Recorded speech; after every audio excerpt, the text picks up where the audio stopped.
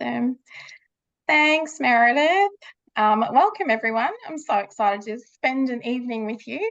I have a slideshow that I am going to share with you on the screen. Please feel free at any time to turn your mic on, ask questions, comment, go for it. I really like to be interactive where possible. Okay. So our topic tonight is creative coding. I put this together. Meredith said I should introduce myself, so a little bit about me. I am based in Queensland, where it's freezing right now. I hope you guys are nice and warm where you are.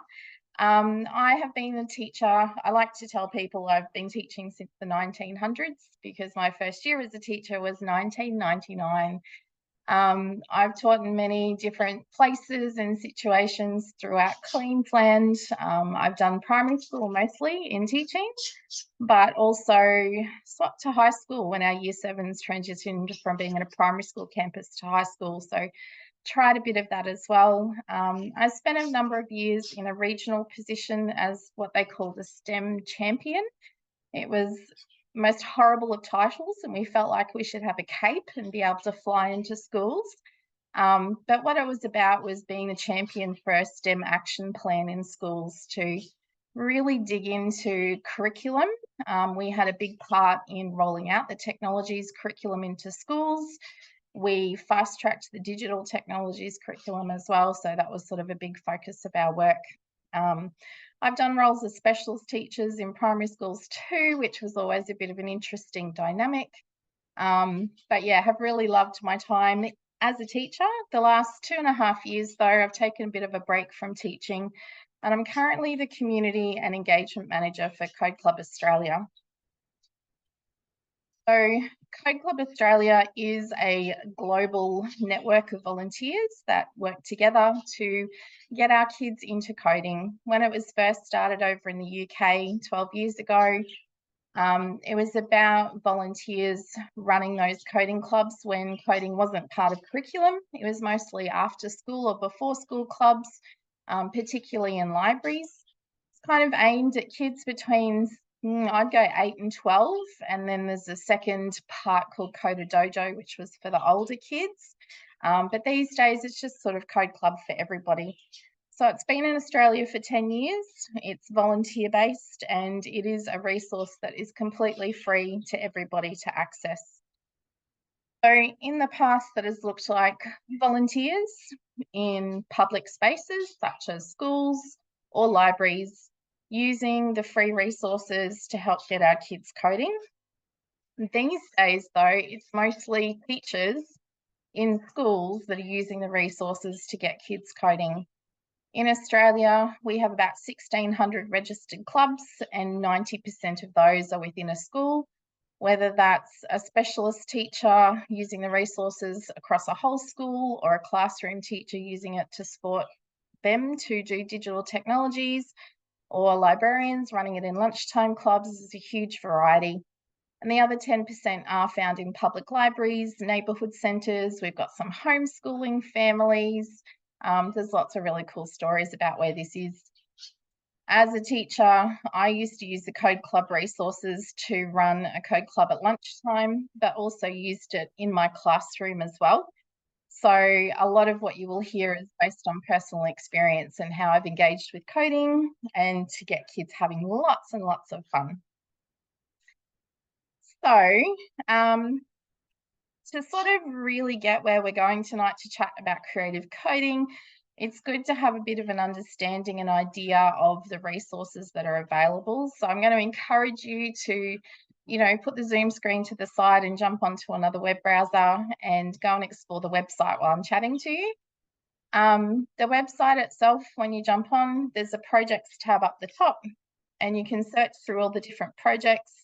You can search by the different coding languages, which really helps when you're sort of looking for a certain age group, or you can search by topic. If you search by a topic, it's going to get a range of projects on that topic, but they're not set into all Scratch projects or certain ages. You'll just get that topic. If you do go into The language, though, it's a bit more specific. It's a bit more aimed at particular age groups, and it can be a bit more tailored to what you're looking for. In the in the coding languages, you will find what we call learning paths, which are a series of 6 projects in a row that are designed to help teach certain coding skills. So this one on the screen is known as an introduction to Scratch. The 6 projects are designed for those people who've never worked with Scratch before. So it teaches them the basics of movement and adding some sound, moving around the screen and backdrops and sprites and things. When you click onto a project, you get a bit more in depth with it. You can see what you will learn through the project, what kind of resources you might need, if there's any supporting materials. And you've got an option at the top there about how you access that project, whether you're going to click on the button that says Start Project. It leads you to a website where you can go through step-by-step instructions, or you can download the lesson plan. So as a teacher in a classroom, when I wasn't very confident with coding, I would download the lesson plan, and that is what I would use. I'd go through it before teaching it to our kids, and then that would be how I would direct them and instruct them. You can pass the whole project sheet, though, to the kids that they follow like a set of instructions. So the ones that are linked online are projects that have been written by the Raspberry Pi Foundation. And then you see some that just have a download. They've been written by us here in Australia. Done a lot recently, particularly the last 18 months of creating projects just for our Aussie kids.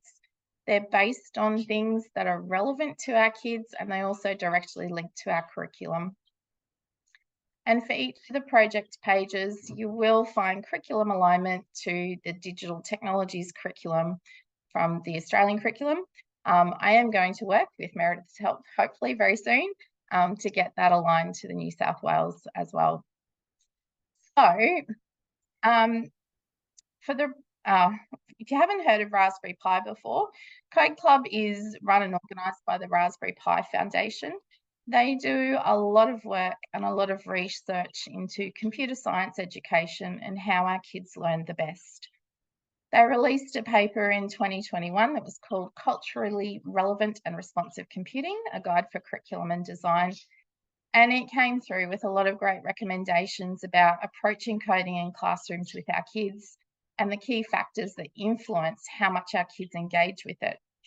And if you've been a teacher for a little bit, you'll look at the list of things and go, oh, you're not telling us anything we haven't heard before or we don't know. But these do have a really big impact. And number one was the attitude of the adults that are leading it, as well as the students. And I could see this in my own classrooms in schools where I worked, particularly when I was the Digitech specialist teacher. The teachers coming to me with their kids who didn't really believe in what we were learning, didn't have any value. Those kids didn't take it as seriously as others. The big one for me is that sense of belonging, which is why I've spent a lot of time developing Australian-based projects with CodeClub Australia. The Raspberry Pi projects are fantastic, but sometimes they have content that don't quite match what our kids are looking for or that doesn't make sense to them. So the Australian projects coming through have been really great. And definitely it's about choosing the right level of the task. The access to resources is a really important one in schools. CodeClub Australia is about reducing the digital divide for our kids. So anything that we do promote through our projects is basically something that's free to access. So in our block-based coding, the majority of it's with Scratch or Scratch Junior. We do have Microbit as well. Microbit's great because you can use the virtual tools. You don't actually have to have the physical ones.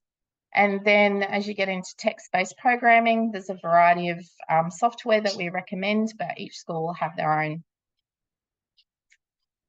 So what I wanted to do tonight was to share some of the projects that CodeClub has, but look at how we can look at adapting and changing and manipulating them and being able to change them into something that is going to work in your classroom.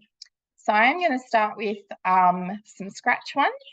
I wasn't quite sure who I was pitching to. I did briefly duck in and add something different before, so we'll go to a bit of everything.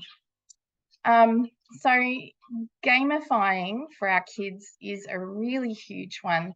And I found particularly with our younger year students that, you know, when they learn to create one particular style of game, they get confident with it, they feel really good about it, they get that sense of success. It's then easy for them to branch into using some topics from other subjects and creating it through a game. So this game is one of the ones that I created last year. In this game, it's a bit like a Where's Wally. So the kids are looking for the koala and they have to find it. When they click on it, it will take them to another famous place in Queensland. They have to find the next koala. So I guess the idea behind this, for this state, for Queensland, we're learning that the koala is the animal emblem for the state, but we're also looking at what kind of places make Queensland famous. So on the website, there's a game like this for Queensland and there's one for New South Wales as well. So when kids can use this project to create a Where's Wally style game, they're learning the broadcast, which is like the radio signal that tells another sprite what action to go on with. They're looking at simple things like changing the backdrop and changing costume, but they're also looking at how a user can participate in the game. So, hopefully I can click. Here's some of the coding blocks from this project in particular in Scratch. It does fit really well into the Year 3-4 band of the digital technologies curriculum. We've got some iteration there. It's about engaging with the project. We've got user input, all of those parts that are part of that Year 3-4 band. Once kids have kind of got the idea of how to create the project, it's then completely open to any topic that you could possibly think of that they then go and recreate a Where's Wally. So if they're learning in science about native animals and their habitats, you could be finding animals in that environment. Perhaps it's an English task and we're finding matching words on a page. Maybe it's homophones or synonyms or opposites. It could be absolutely anything, but finding those on a page. Perhaps it's a maths-based task and each one is going to have a number fact up the top with a whole bunch of answers all around and they have to find the correct answer. Maybe it's part of the digital technologies curriculum and they're identifying different digital devices in different parts of their home or their school, their classroom, finding characters on a story map. In Year 5, when they do the gold rush, perhaps they're going to find gold hidden in old photos. So a really simple concept for a game, but once they've got the blocks and they understand how to create it using those algorithms, the topic itself can be lent to anything else. So I'm going to pause for a second and ask you guys to jump in and tell me any other ideas about how you could adapt that project to something different. Don't be shy.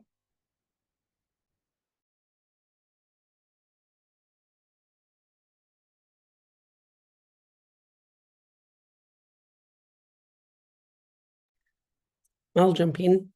I've done I used it for a maths activity, so this is probably more relevant to primary, where they had to identify multiples for their multiplication. And that was a bit of a hit. And my son did one similar for Year 7 for science project, where he had to identify hazards in a science lab. So he had a science experiment that was supposed to be on cardboard, and I told him to not do it on cardboard and to do it in a game. So that's super fun. I like that. Yeah, it's a good I think that Scratch is a good transition for Year 6 to Year 7 when they come into Year 7 and they haven't necessarily done the coding. They haven't got the coding skills that you need them to have to teach text-based coding. Yeah. And I mean, yeah. So when I've been in, I've taught K to 10. I think it's a really good intro, even if it's just a couple of weeks, a couple of lessons. It's a great intro into a text-based environment. It is, it is. Someone's got something in the chat. Click on the Could you- input device, output storage. I like that.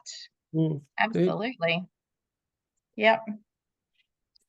I remember doing year 8 science, and we were doing a unit on rocks and the different types of rocks. And we had kids create projects for the year 7s coming in so that they could play the game to learn at the beginning. So that's always a bit fun as well. Yeah. Awesome. All right. Let's continue. Okay. So another way to get super creative with coding is by creating animations or stories. So this one is a brand new project that's just been released in the last couple of weeks called Hide and Seek. As a kid, I loved choose your own adventure books. So this is like a choose your own adventure kind of path. This one also works really great. The concept, I link it into like year 7 science when they're doing dichotomous keys, that kind of thing, where you're sort of starting with a big and you're branching out and slowly going down. So in this one, just to give you a bit of background on the project, there's a bit of thinking process to go through first. If it's a choose your own adventure, you know, what's the first choice? What does that lead to? What's my next lot of choice? What does that lead to?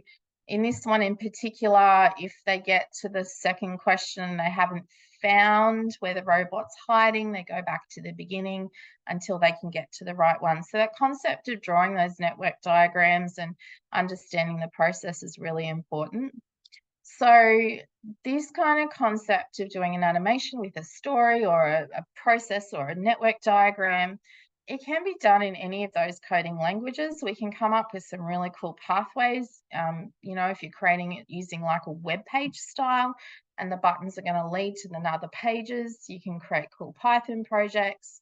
You can even do it in PowerPoint. Like there's no sort of limitation to this one. But there's heaps of really cool ways that you can be thinking about creating those animations, whether it is like a choose your own adventure, you have to do an alternate ending to a story, perhaps it's actually an interactive story that they're engaging with, is a user designed experience so that the answers that the user puts in actually helps to write the story and goes along the way.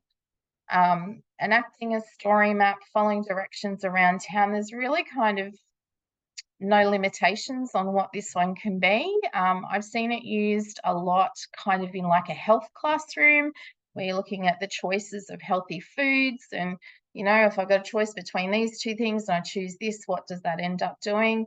That kind of concept of exercise, and if I do this much here and I do that much there, then what does that add up to? There's heaps of different ways that we can take animations and move them on. Doing studies with space. I remember in year 8 science, we were doing phases of the moon. And so we actually took it and created animations through code to be able to do that. I've seen some great stuff done in Minecraft with storytelling. So there's sort of no really end to this, but there's lots of great ideas and different ways that you can get kids engaged in telling those stories or creating a process through coding. So I'm going to open up to you guys. Can you see it being used in any other way that would suit your classrooms?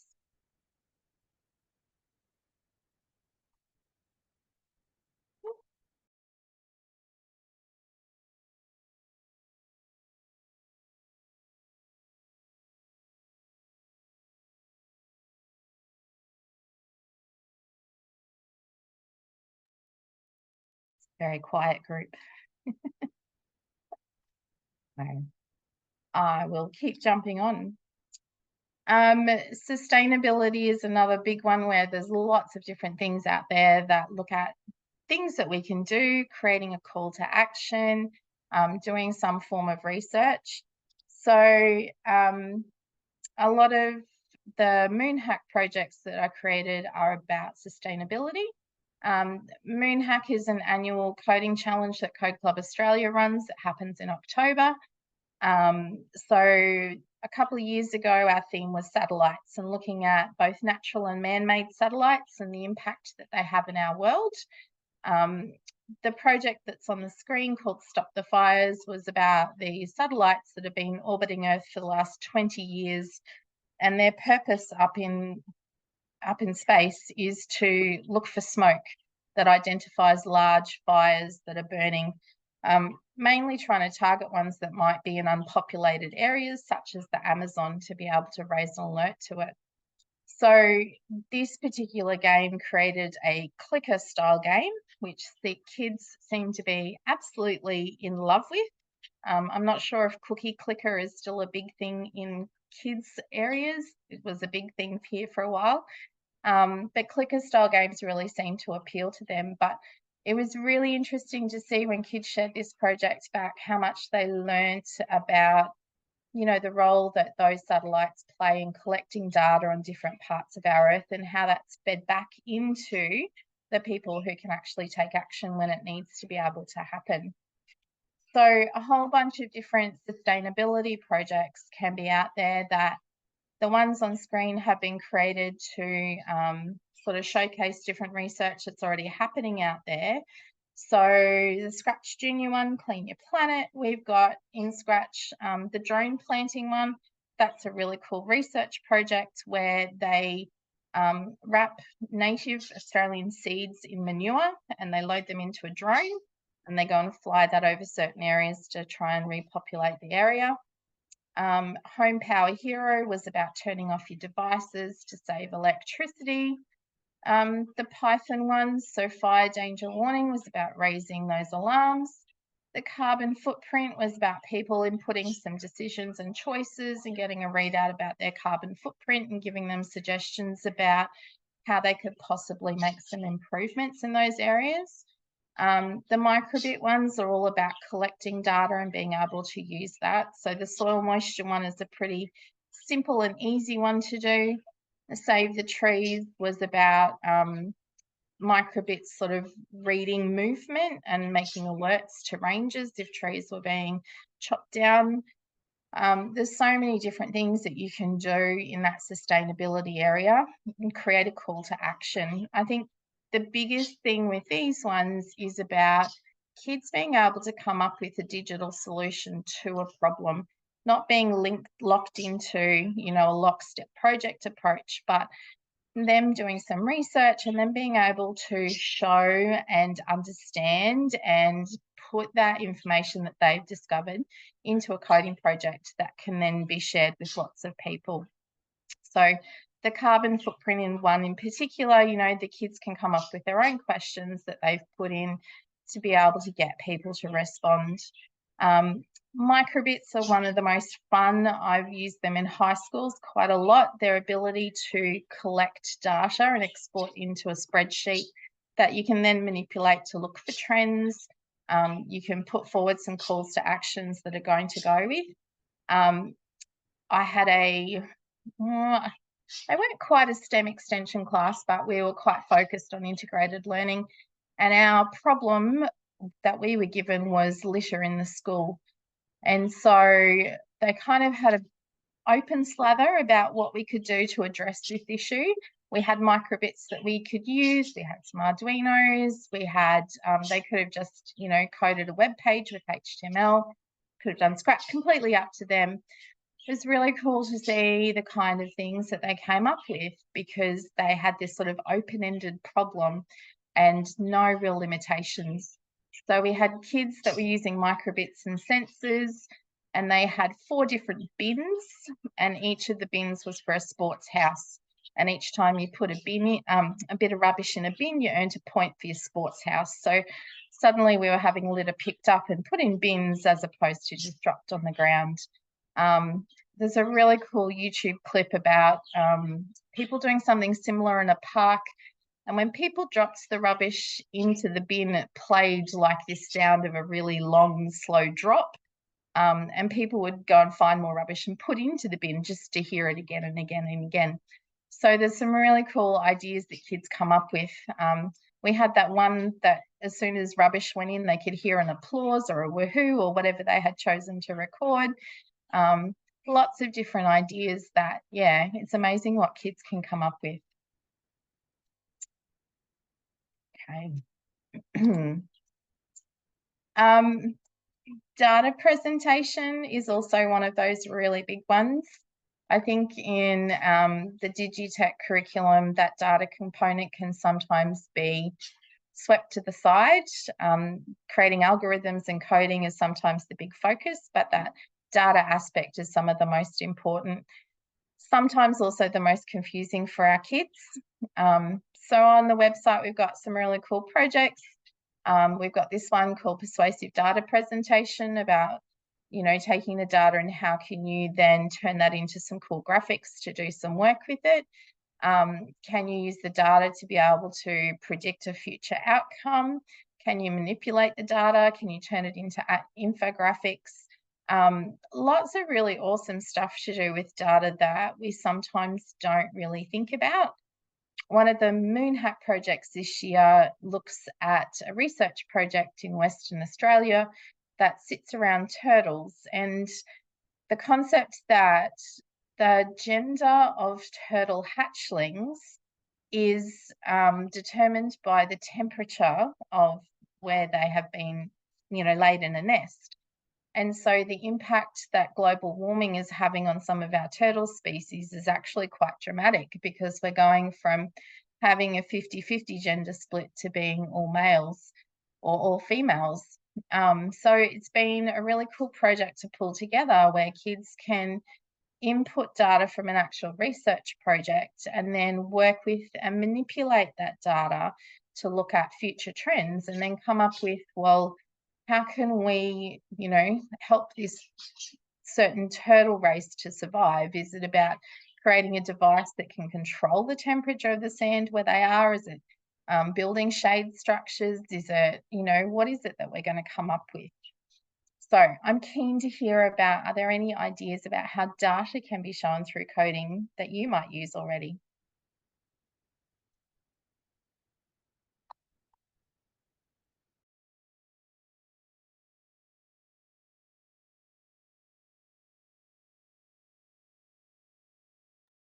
I didn't realise you could use Scratch for data, but I noticed in the project sheets, it's Python, is it? Is this one using Python? You're muted. Sorry, just saw that. This particular one I've got on screen is a Python project, yes. But there are cool things you can do with Scratch with data as well. So using the stamp tool when you import the pen extension tools, and using the stamp tool to tell different kinds of stories. I also like to link data to the size of the sprites. So, you know, if something's got 10 things, it might be 100% in size. If it's only got 2, it might be 20%. So we sort of blend into that infographic size as well. Yeah. I think maybe because they're all secondary, they might be interested to know about the Python link. Oh, for this project? I don't know. Is anybody interested more in that? Very quiet, aren't they? I'll put this one here. Yes, there's people. Yeah. So I've linked this particular project into the chat there. There is a whole series of projects on the website that do sit around data and data. Hang on, let me try to do 2 things at once, sorry. There's, yeah, quite a few things on the website that do sit within that data, and being able to either input your own or to grab free libraries and bring them across. So I'm currently working with Earthwatch, who do some really cool projects where it's a citizen science project, but people are recording through images as well as their own sort of notes about different plants and animals that they find when they're out on nature walks. So Earthwatch is doing it in particular to track climate change and the impact on different species over time.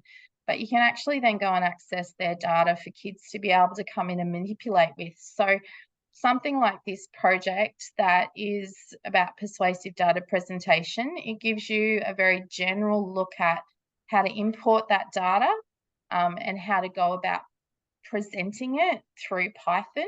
So it's a nice base project, and then you can, completely manipulate and change your own.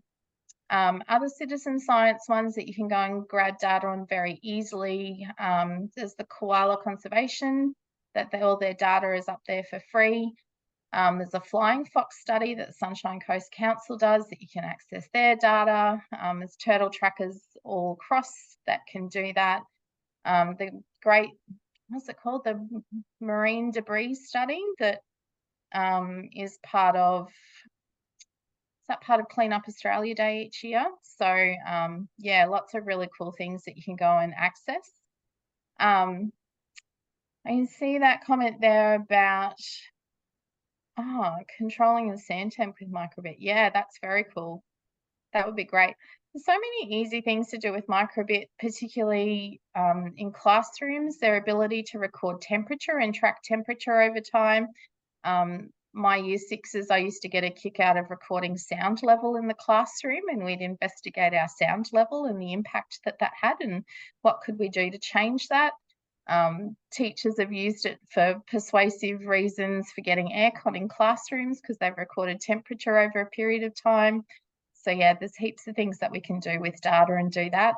Another great one is SheMaps runs every year the Cool It competition, and you kind of look at the percentage of your school that's under shade and what's not under shade, and do we need to invest in some more shade structures in our school? So yeah, really lots of really cool things you can do with those. Okay, might continue on. My last example is how we can incorporate that cross-curricular priority of Aboriginal and Torres Strait Islander culture and histories in our classrooms.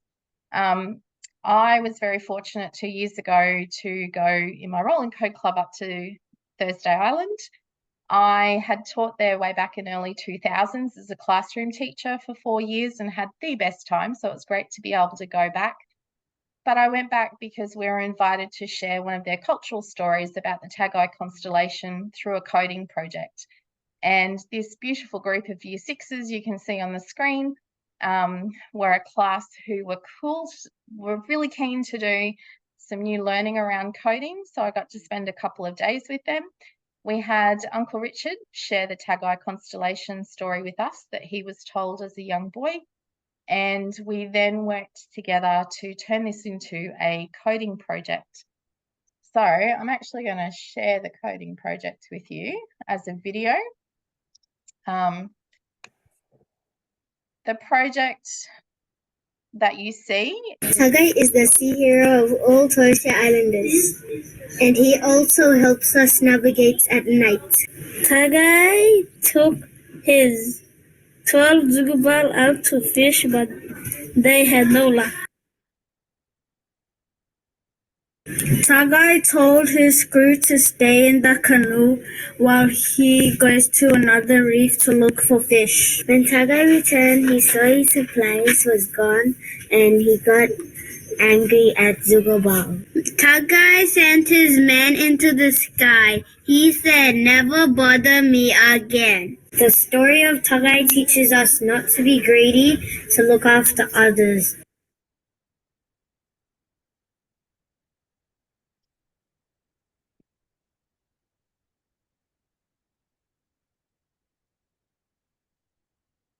So there is a third part to that project as well, and it shows Tagai, and you can click on the stars and the kids tell you about the other constellations that make up Tagai. So the project, up until about an hour before we were due to finish, didn't actually have any of the kids' voices in it. But when they saw the finished product, they're like, "No, miss, no good, no good," because they weren't sharing their language. And for them, that was a really powerful part of sharing their story. So we quickly raced in and recorded voices and put it together. And it was a really cool project that can be shared with everybody. There are so many great stories that we have access to in our communities. that you need to be culturally appropriate and gain the correct permissions if we are going to turn them into things. But there's so many different ways that we can look at how we work and engage with that cross-curriculum priority that can be brought in through coding. So I think looking at, your local area, it can be that kids are creating, whether it's using HTML to create a web page, whether they're creating an animation. There's lots of different ways that we can look at bringing those studies through a coding lens.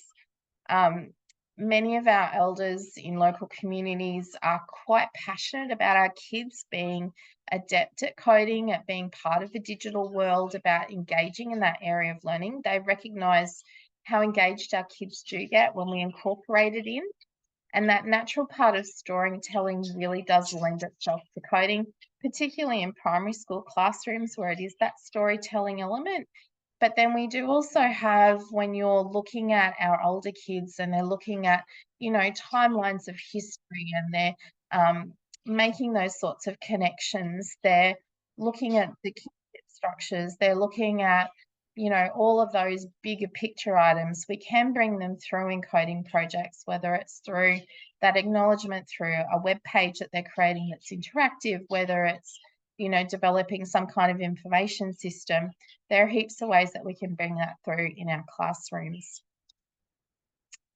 One thing that I loved about coding when I was a classroom teacher and being able to change and adapt and manipulate was being able to provide a similar experience to all the kids, but being able to differentiate for what the kids needed in my classroom. So sometimes that meant that we were all doing a similar topic, but our coding projects were at different levels. So I've chosen a really simple topic of digital art, but if we were looking at digital art, and the purpose might have been that we're creating a colouring page to go in the wellbeing section in the library for lunchtime activities, or, it's a Father's Day card, or creating a picture for a buddy class, whatever it might be. It could be that some of the students are creating this in Scratch because that's where they're at. Maybe I've got some students on an advanced Scratch using the mandala one because it's quite based in maths in that task with lots of angles and repetitions. Perhaps they're using the modern art project, which is Python based, to be able to create that piece of art. There's lots of ways that we can give our students a similar task but at different levels that really works for them. And another thing that I think is really powerful is being able to show our students where that kind of digital thinking, that creating a solution digitally, using coding, using computational thinking, what kind of career paths does that actually lead to for our students? I think sometimes that's the bit that we miss out on. So whether you can find people in your community that have those roles and can share that information, whether it's a short video that you can share. The one I have on the screen was some art students and talking about how their work in digital art was actually quite a really big, important role in the work that they were doing through storytelling.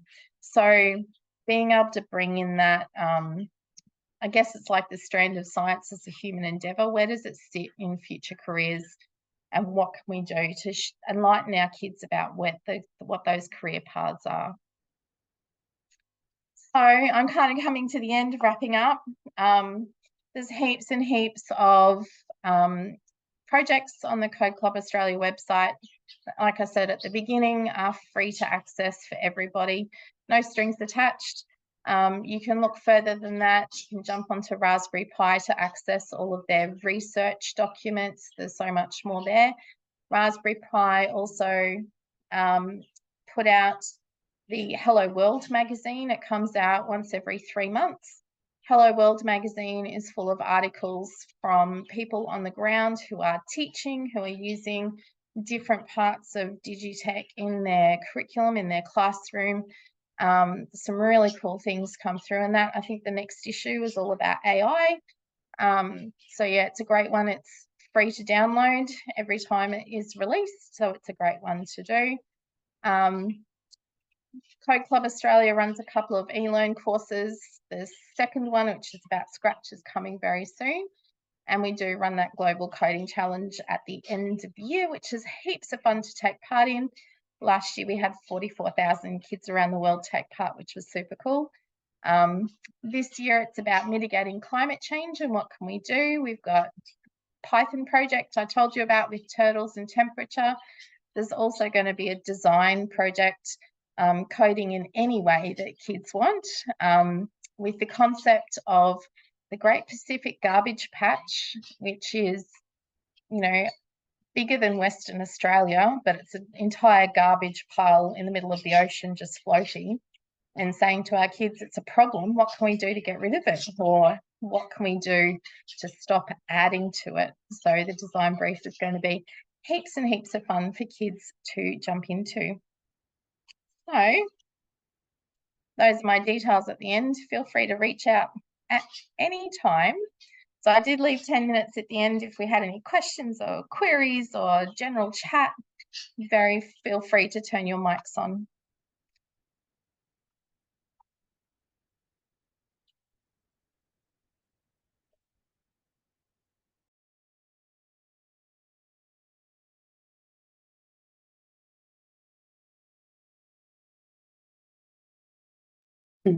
Very quiet. Thanks, Kaye. That was fantastic.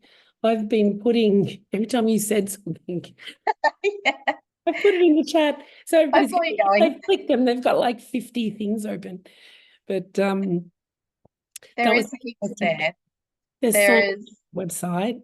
Yeah, there's so many things there. And like I said, it's all free. You know, we want to be able to get as many people working with this as possible. So yeah, feel free to use it. And feel free to reach out anytime. Very genuine with my details there if you ever want to reach out. It's fantastic. Is there any other questions? Okay, I'm going to stop the recording.